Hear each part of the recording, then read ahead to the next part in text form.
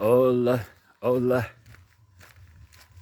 So I'm out here enjoying my walk, about a 10-kilometer walk around my neighborhood. I am nowadays the walking Rotarian from the Rotary Club of Arkwright. These days, walking to raise awareness about mental health. So today I thought I could speak to you as the patron of that topic about how your food affects your mental health. They say, especially from the ancient text, in fact, it's not only the ancient text, it is that you become what you eat. We always hear that, but I don't know if we ever internalize it. Also, in the ancient text, they say that the food becomes the body. What you eat becomes you within a few hours. And then the body becomes the thoughts. Your thoughts are generated by your body. Okay? So the food, since the food becomes the body becomes the thoughts. It means that the food affects the thoughts. Okay? It means that what you think comes from what you eat, since the body becomes the food. But then they go ahead to say that the thoughts become the spirit. Your spirit, how you are, your very being is affected by your thoughts. In fact, in the Bible, it is written that as a man thinketh, so is he. You are your thoughts. So you can see the order. Food becomes the body, body becomes the thoughts, thoughts become the spirit, meaning that the spirit originates from the food that you eat. And that goes to the issue I want to speak about, which is the issue of meat protein, protein from meat.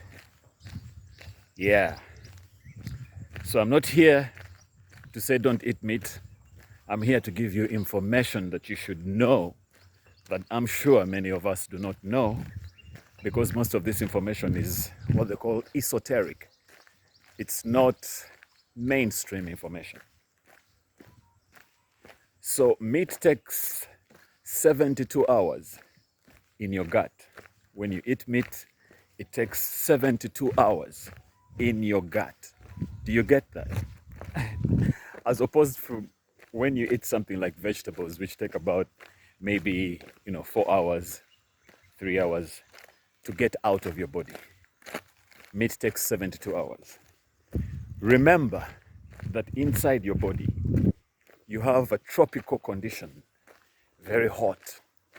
37 degrees centigrade is very hot. If you try to go out on a 37 degrees centigrade day, it's like Kuwait or Dubai in summer. It's very hot inside you. So imagine when you put meat in a very hot place and keep it there for 3 days. What happens to the meat? It rots. In science, we call that putrefaction. Yeah. So when this meat is inside your gut, it moves slowly. And inside your gut, the bacteria, which are your friends, by the way, that are inside your gut, are working on the meat. But the meat is rotten and it is producing ammonia gas. It is producing hydrogen sulfide, which is an acid, acidic, and also is the one that produces those fats that meat eaters and milk drinkers fat a lot. Yeah, which is okay. Fatting is normal. Don't kill yourself about it. But then this rotting meat in your gut, after producing that ammonia and hydrogen sulfide, these gases spoil the colon. They spoil your gut. They lead to what they call leaky gut. Oh, my hand is tired. Leaky gut. And leaky gut leads to all sorts of problems. The worst of them being autoimmune response. You've heard a lot about autoimmune diseases. And most of them originate from the gut. Yeah, from the gut, microbacteria working on the meaty products, dense protein, meaty products, and dairy products to produce those gases that erode the gut. But then again, also when you eat those meats and dense dairy products like cheeses and all that, the bacteria, while working on these proteins in your gut, produce certain compounds called TMAOs. TMAO. I don't know the long word of it's an acronym. Please, you can Google it yourself and check it out.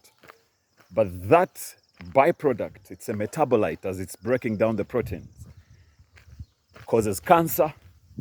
It's a big cause of cancer and also a big cause of cardiovascular diseases. That is the heart and the arteries and the veins. That TMAO really destroys them. Another thing that the meat does in your gut is that the gut communicates with the liver when there is meat in the gut to produce what they call proteins called cytokines. These cytokines produce what they call an inflammatory response in your body. Inflammation is okuzimba. It's a response, it's an immune response. But when it becomes chronic, as in when you're always eating meats and these dairy products,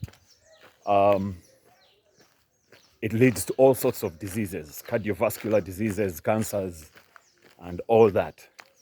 So you can see what meat does to the body.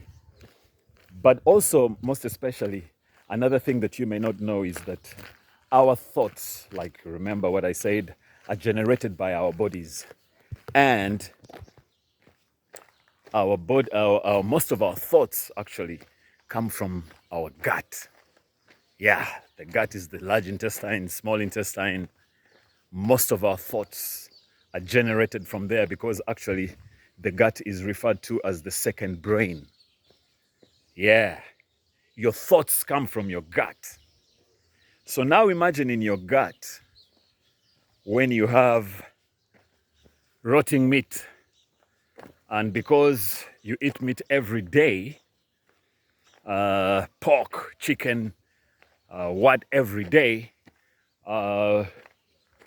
and because the meat moves slowly in your gut, and yet you go to the toilet maybe once a day, it means that you have a backup of meat in your gut. You have more feces in your gut than what is going out. More food is coming in than what is going out.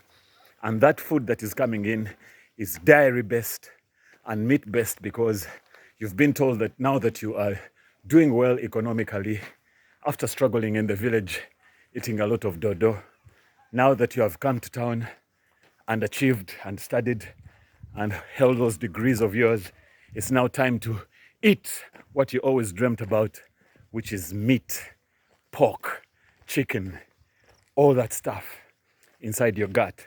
So now there is a pile up inside your gut, a pile up of rotting, festering meat, producing TMOs, exciting cytokines from your liver, causing inflammation, causing leaky gut, and worst of all, producing dangerous thoughts.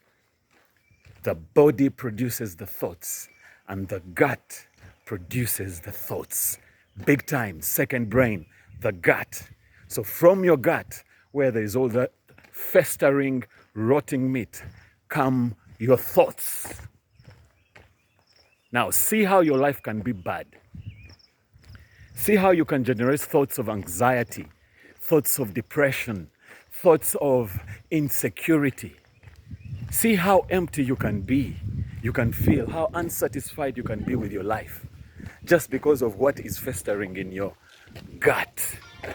You get what I mean? This is how you end up deciding that, you know what, I'm going to drink alcohol because I feel so empty inside your heart. You feel very empty inside your heart because of the thoughts that you're generating, and you end up going for things like alcohol, drugs, sex, more food, because many people eat because they're trying to fill up a gap. They do what they call emotional eating. Many of us don't eat because we're hungry.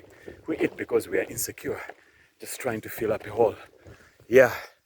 So the cycle goes on and on and on and on. And the quality of your life, your mental state, becomes affected by the food that you eat, especially the meats and the dairy products. These are called dense foods, but they have lied to us. Science has lied to us. Old science has lied to us that we need to eat these things on a daily basis. Now there's even this thing called the ketogenic diet, where you put meat as the biggest portion and then all the other carbs and vegetables on the side as the small portion. This is very dangerous. It's affecting how we are thinking, affecting the quality of life we are living, and most of all, affecting our mental health. This is information you probably didn't know, but it's information that you can use. You can use to better your life if you so choose. Cheers. I'm almost about to reach home.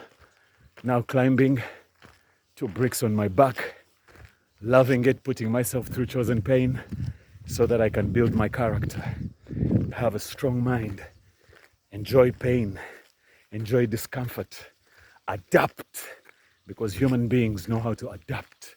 That's what I'm trying to do, and create health, wealth for myself.